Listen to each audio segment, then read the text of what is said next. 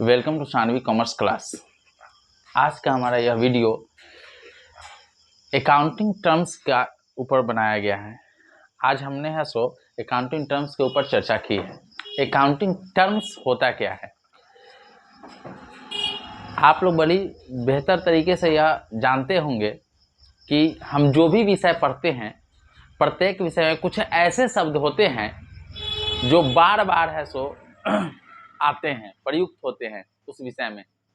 अगर आप मैथ्स पढ़ रहे हैं तो उसमें बहुत सारे ऐसे फार्मूलाज होते हैं जो बार बार रिपीटेड होते हैं, ऐसे शब्द होते हैं जो बार बार रिपीटेड होते हैं। अगर आप इंग्लिश पढ़ रहे हैं तो उसमें भी बहुत सारे ऐसे वर्ड हैं जो रिपीटेड हो रहे हैं। साइकोलॉजी पढ़ रहे हैं उसमें भी बहुत सारे ऐसे वर्ड हैं जो रिपीटेड हो रहे हैं, और उन्हीं रिपीटेड वर्ड्स पर ही है और उन्हीं टर्म्स पर ही है सो विषयों का जो है आधार होता है। ठीक उसी तरह से जब हम अकाउंटिंग पढ़ना शुरू करते हैं या प्रैक्टिकल क्वेश्चन बनाना अकाउंटिंग का शुरू करते हैं तो उससे पहले हमें यह जानने की आवश्यकता है कि हम जब प्रैक्टिकल क्वेश्चन बनाएंगे तो हमारे समक्ष जो है किस प्रकार के टर्मिनोलॉजी आएंगे, कौन से वो शब्द आएंगे जो हमें बार बार समझना ना पड़े। अगर हम पहले से समझे रहेंगे उस शब्द को, उस टर्मिनोलॉजी को, तो हमें प्रैक्टिकल प्रॉब्लम्स को सॉल्व करने में भी किसी प्रकार की परेशानी नहीं होगी। तो हम आज अपने इस वीडियो में खास तौर पर टर्मिनोलॉजी के बारे में ही चर्चा करेंगे। क्योंकि अकाउंटिंग टर्मिनोलॉजी की संख्या बहुत अधिक है तो इसलिए हम अपने एक ही वीडियो में सभी टर्मिनोलॉजी को नहीं बता सकते हैं, सभी शब्दों के बारे में उल्लेखित नहीं कर सकते हैं। इसके लिए मैं आगे भी वीडियो बनाऊंगा। आप लोग मेरे इस चैनल के साथ आप लोग से अनुरोध है कि आप लोग हमारे इस चैनल को सब्सक्राइब करें और हमारे अपकमिंग वीडियो को ज़रूर देखें। हम इसी तरह आप लोगों के लिए नई नई वीडियोस खास तौर पर कॉमर्स के विद्यार्थियों के लिए लाते रहेंगे। आने वाले समय में मैं प्रैक्टिकल क्वेश्चंस, प्रैक्टिकल प्रॉब्लम्स पर भी वीडियो बनाऊंगा और बेहतर से बेहतर आपके परेशानियों को हल करने की कोशिश करूंगा। तो आज हम लोग सबसे पहले अकाउंटिंग टर्म्स में समझेंगे संपत्ति क्या होता है, व्हाट इज एसेट्स। एसेट्स होता क्या है, आखिर में एसेट्स है क्या।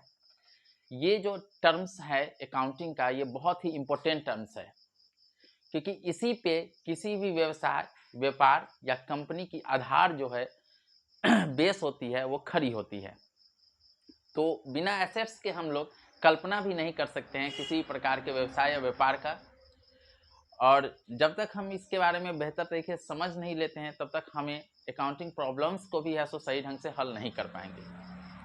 तो ये संपत्ति होता क्या है आखिरकार, क्योंकि संपत्ति की परिभाषा प्रत्येक जगह पर अलग अलग होती है, लेकिन यहाँ पे हम लोग लेखांकन के शब्दों में संपत्ति को समझने का प्रयास करेंगे।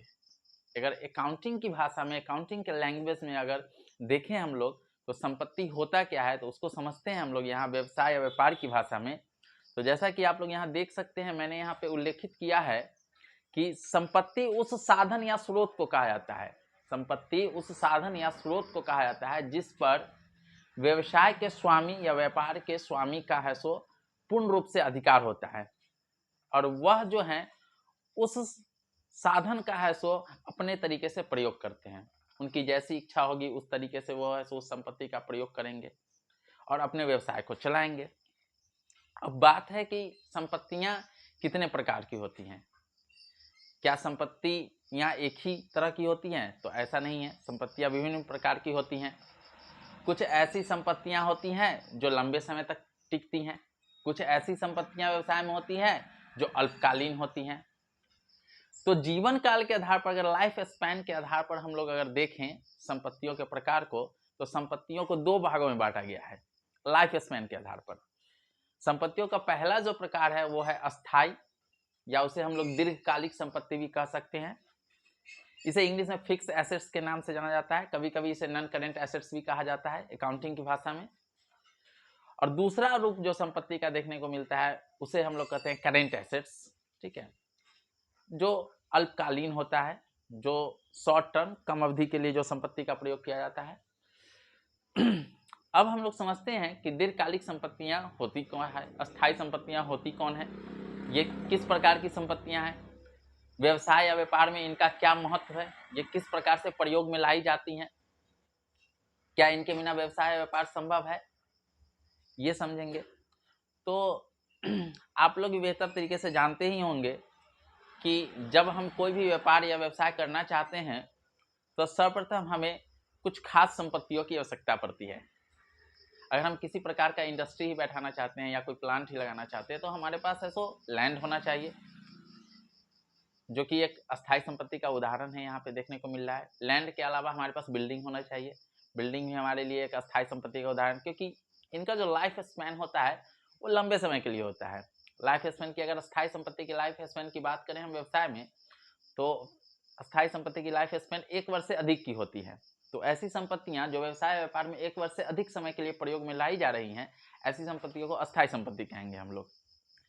एग्जाम्पल के रूप में मैंने पहले भी आप लोग को बता दिया, लैंड, बिल्डिंग बता दिया, इसके अलावा आप मशीनरी देख सकते हैं। ये सब सारी चीज़ें जो हैं ये अस्थायी संपत्ति के उदाहरण हैं।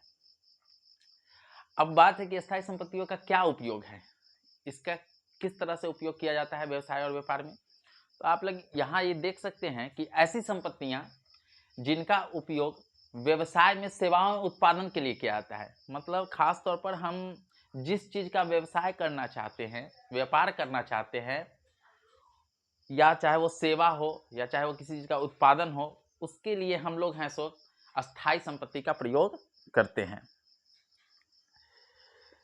जिसका उदाहरण हमने स्पष्ट रूप से यहाँ लिख दिया है, भूमि, भवन, ट्रक, मशीन इत्यादि, और इनका जीवन काल 1 वर्ष से अधिक का होता है। तो ये सब संपत्तियाँ अस्थायी संपत्तियाँ हैं। इसके अलावा अस्थायी संपत्तियों को है सो अलग रूपों में भी देखा गया है। कभी कभी कोई अस्थायी संपत्तियाँ ऐसी हैं जो टेंजिबल होती हैं और कोई अस्थायी संपत्तियाँ इनटेंजिबल होती है।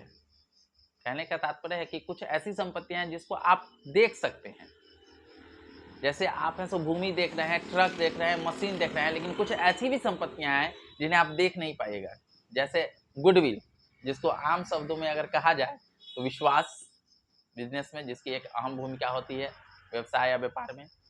आप इसके अलावा ट्रेडमार्क देख सकते हैं, पेटेंट देख सकते हैं। ये सब कुछ ऐसी संपत्तियों के उदाहरण हैं जिन्हें आप देख नहीं सकते हैं। ये है सो इंटेंजिबल है, अमूर्त है, मतलब जो देखा नहीं जा सकता है। तो इस तरह से मैंने आज आप लोगों को अकाउंटिंग टर्मिनोलॉजी में एसेट्स क्या होता है और एसेट्स के कितने प्रकार है इस बारे में मैंने बताया।